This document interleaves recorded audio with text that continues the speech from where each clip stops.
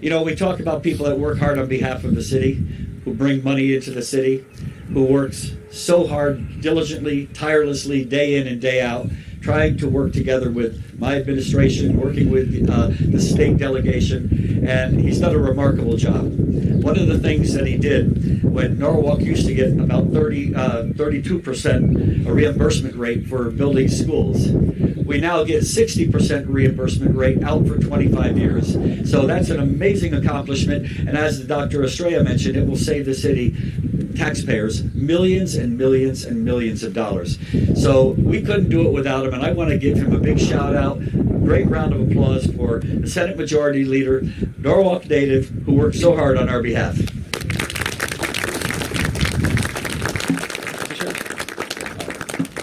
Well, good morning, everybody, and it's great to be here. This week is South Norwalk School Week. Last week was Norwalk High School. Sandra, what's next week? Or Alan, what are we doing? And I'm going to try not to choke up today, as I did last week, so bear with me, but I can't guarantee it.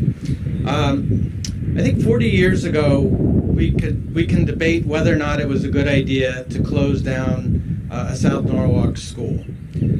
We can argue that there was probably not good equity or equality here in South Norwalk as there might have been in the rest of the city or the rest of the schools.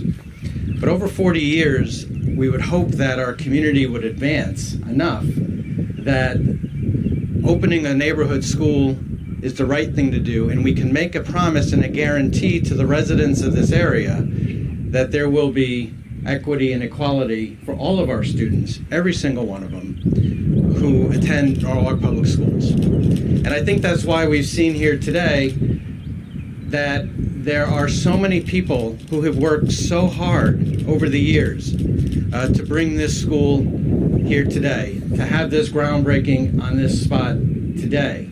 That it's not just elected officials, it's not just folks in our state or our city, but it's really neighbors who said the time has come to make sure our students have a place to go to school in their backyard, like so many other kids have done across the city of Norwalk. And when I think about the fact that we have students who were considered District 99s, who were displaced basically from a school, who's one student on one side of the street or in one apartment could go to Cranberry Elementary School, and another student on the same street could go to Marvin Elementary School. How does that possibly build a community in which you want to live? How does that educate our children the way we want them to be educated? And the answer is it doesn't, which is why we're here today. And why this project is so important and why so many people are with us.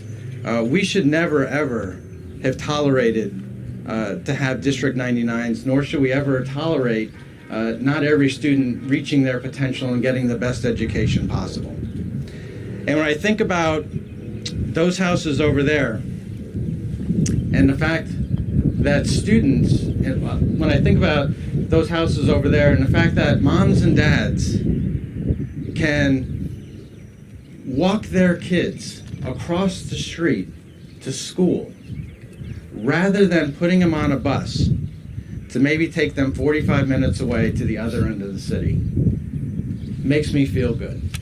Makes me feel like we're doing the right thing here today. And so that's why it's so important that everybody has come together to work for the betterment of our community.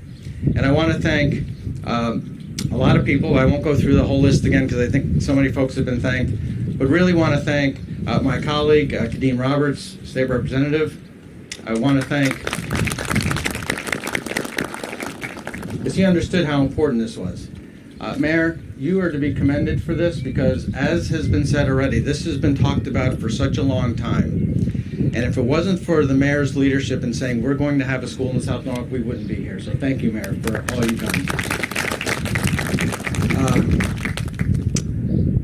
You can't do this. People say, when we broke ground last week for Norwalk High School, people say, well, how come this hasn't been done sooner? Because you cannot do this without a superintendent, Dr. Estrella, a board of education, a city council, and a mayor who agree that these are the kinds of things we need to prioritize. This is where we're going to spend our precious dollars, in schools. And frankly, we should be building schools all across the state of Connecticut. You go around, you can clap for that, yes. You go around and you see schools that are too old and too antiquated, and we should be building schools all across the state of Connecticut that are state of the art, where we want our kids to learn, we want them to do well, and we want them to succeed in this economy. And so we have everybody who's working together on this. Thank you to Sandra, to Alan, and all the others who have done so much to bring us here today, our building trades, our teachers, really everyone who has done so much. I want to also just mention, as the mayor said, that this new reimbursement formula, it's a $78 million school. This new reimbursement formula is going to save the city of Norwalk about $29 million, having a 60% reimbursement versus a 22.5% reimbursement, which allows the city to do other priorities and meet like flooding or other types of things that may not have been possible before. So before this, the state would have kicked in $17.5 million, and the city would have had to kick in $60 million. Under this new formula, the state is kicking in $46 million, and the city is kicking in $31.2 million. That is much fairer, much more equitable for the people of the city of Norwalk. So again, I want to thank the delegation of Norwalk. I want to thank our leadership in the Senate, Senator Looney, our leadership in the House, Governor Lamont, for all their help. I'm so glad Lieutenant Governor Bysowitz is here today, because she was always cheering us on as we were working to get this formula through the legislature. This is a celebration for everybody, but this is a celebration mostly for the children of the city of Norwalk. Thank you so much.